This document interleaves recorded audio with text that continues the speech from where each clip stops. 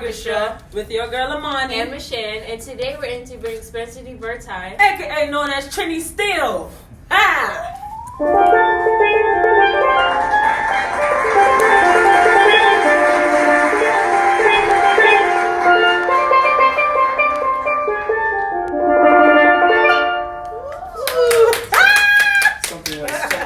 Spencer. How you doing? Oh gosh, it's a nice night, right?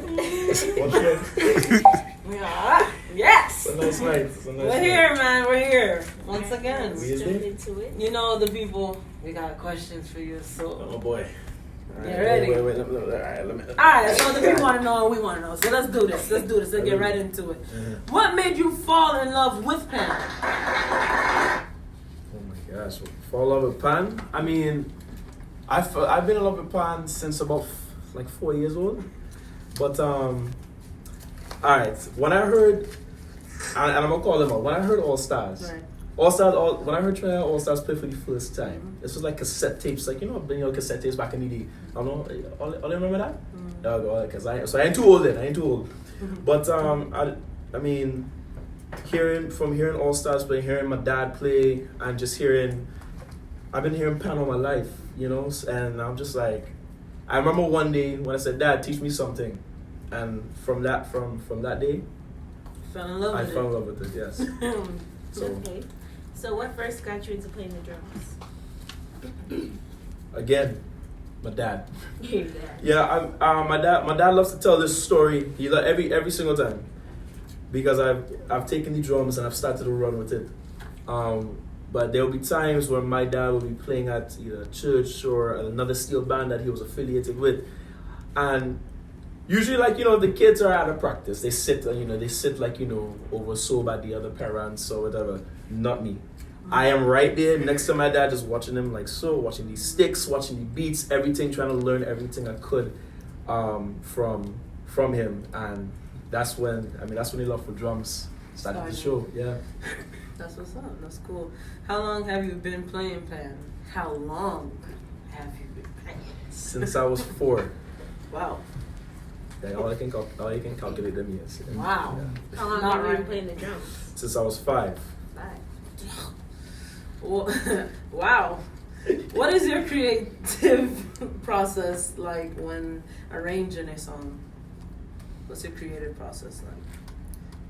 So, first off, in my head, if I'm arranging a song, I want to make sure not only the players are going to feel like they want to jump up, but also the crowd is going to feel like they want to jump up. You understand? It can be as short as a 5-minute arrangement or a 3-minute arrangement. You can just be playing verse and chorus, but I want to make sure the vibes hit the players that are teaching and the crowd. You understand? But if I'm arranging for Panorama, a lot of arrangers know they're telling stories. They love to tell stories and everything, but at the same time, music is a journey. You understand? And whatever story I'm trying to convey, I want to do what I can using the pan, using the rhythm section, using everything to tell that story. But you'll be surprised of how many of the influences me when it comes to arranging a song. I could hear the most outraged, the most interesting of bands of a musical genre, and I like that. I'm gonna use that somehow, some way. You understand? So, but it's not only just getting the people to jump up or getting the vibes here, but also what are the lyrics saying? What's the story that they're trying to tell, and what part of the song do I want to use to transform a verse and chorus to an 8-minute journey? So that's just so many things that I do when it comes to creative aspect of that. Interesting. So we see on your Instagram that you do drum covers, for songs. I do. What made you start to do that, and how do you feel about the feedback that you get from it? Oh man, funny. All right, the funny thing is, I started doing drum covers. My first drum cover ever was only 2 years ago, and I did not know where I was gonna go with it. I just said, you know what?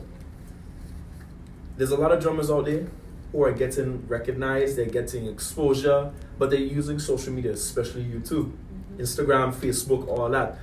So I said, you know what?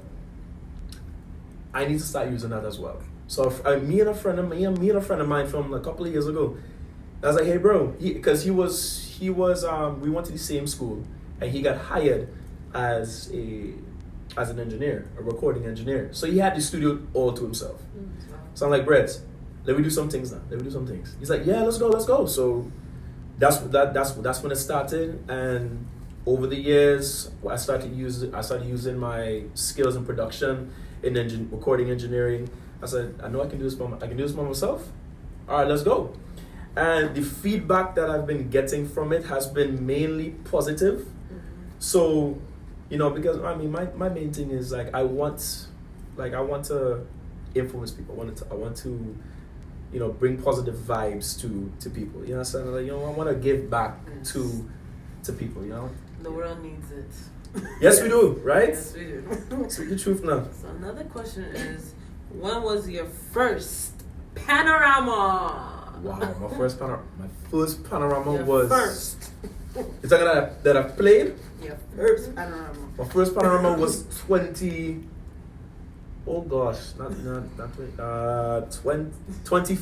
What? No, 2009. Yes, my first Panorama was 2009. Wow. Oh gosh. Wow, I almost forget about that. Yeah, Bicentennial Park. Yes. Wow. I remember. Yeah. Throwback. Yes, a real throwback there. Yeah. There's actually a picture in my house. And it's like a series of players. I'm on the last end. Everyone have a bandana, but my bandana's done, so I couldn't even see a dang thing. I'm playing pan blindfolded. Like, I can't move it up. It's sweating.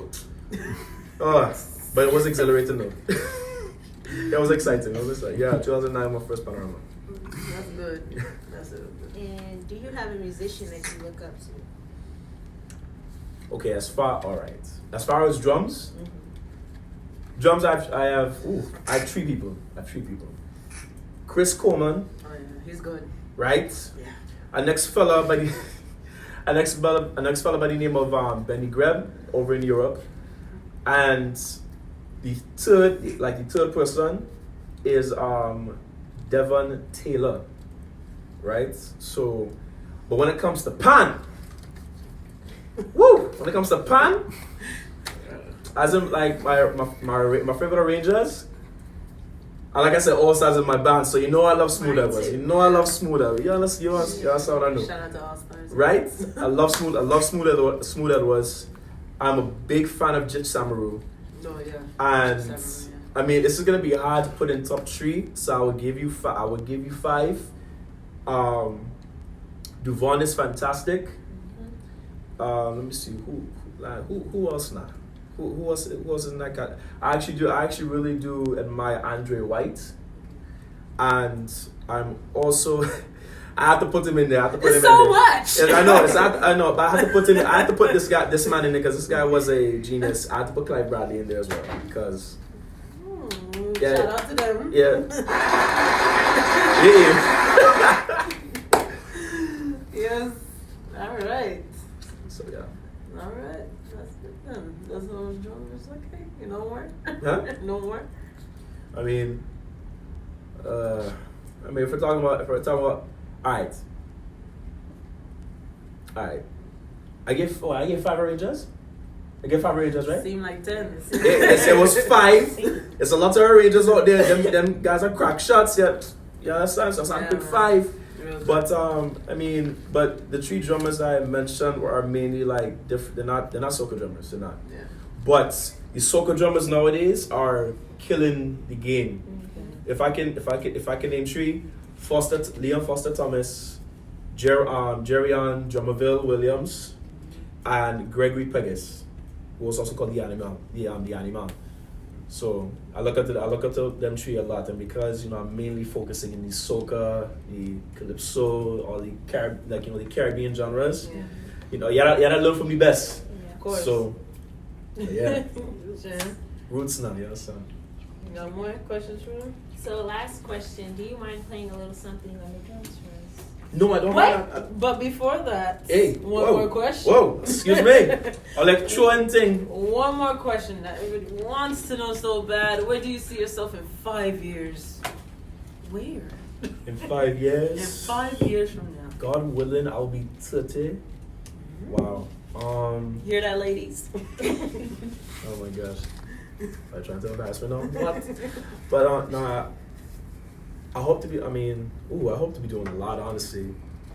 Of course, I have my own business as Trinisteel, doing rhythm in most of the Caribbean parties around in South Florida. By the time in 5 years, I definitely want to see that dream, and I want to see it grow. Yes, I'm not trying just to stay here in South Florida, but I'm trying to go national. I'm trying to go international. Right. To the point of like Worldwide. yes, worldwide, but mainly to like make a living off of what I love to do.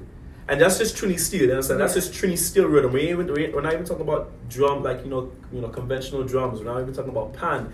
I am trying to become more of a better pan steel band arranger, and how all these pan people, how you get up the ladder. You have to do well, regionally. You know what I mean? Do well in your city, then you go to the next city. I am trying to not only just hopefully win in Miami, but I am trying to go to Toronto. I'm trying to go to London. I'm trying to go to Trinidad. Yes, I dream big. If anyone knows Trinisteel, everyone knows that Trinisteel dreams big. You understand? So all of these are avenues to make hopefully to make revenue. Right. As a living, as I'm going throughout life, and hopefully influence people. Listen, you have a dream. Listen, go chase it. If God has put a dream in your heart, listen, go chase it, please. You understand? Yeah. Life is too short to like not chase your dreams, because there's a lot of people out there who dream big, and you gotta go chase it. So I want to be able to live that. So. Any upcoming events? Last question. Yes. As far as Trinisteel goes, I'm playing at a Valentine Soca Fete. Right. Next week, Friday. That's gonna be. You can follow Soca Tribe or Soca Trend, OCE Miami, or yours truly, Trinisteel, and you can find the flyers. Go on Eventbrite. We're gonna have massive DJs. You understand? It's gonna be fantastic. And then the next day, which is the Saturday, February 15th, is Infamous's annual 868 Flight Fete. You understand? Your boy Trinisteel will be there. Be there. Be there. It's gonna be fun. It's gonna be vibes. And also, I'm also missing one more thing. Is my people over in the hybrid section. Is Big Fat Fish. Yeah. It's going to be basically, a flight back fete. You understand? Because many people are gonna be coming back from Trinidad, so many people are gonna have to bank on everything. So yours truly, Trinisteel, will be at Big Fat Fish for hybrid events. That's it for February. That sounds good. That sounds real good. Before we get into you playing the drums, if you are looking for any bohemian wear, you guys can follow Zemba Fashion Boutique on Instagram and Facebook. Right. Zemba Fashion Boutique. The greatest, beautiful jumpers you ever find. Yeah, jumpers, dresses, skirts. Oh, well, let's get it be what we want. We need some drums. Woo!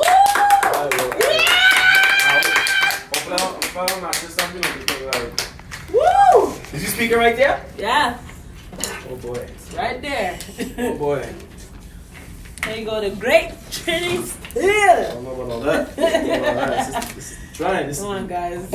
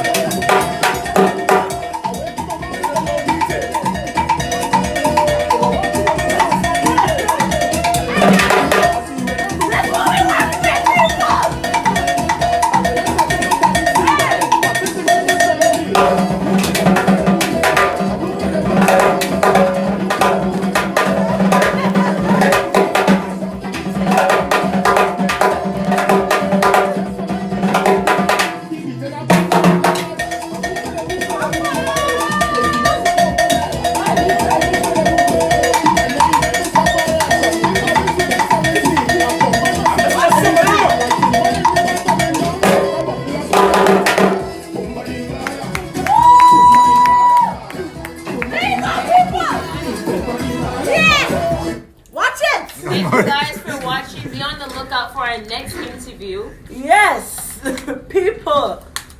With Brandon Gonzalez. We'll Yes. send out more information. And stay tuned, because there's more.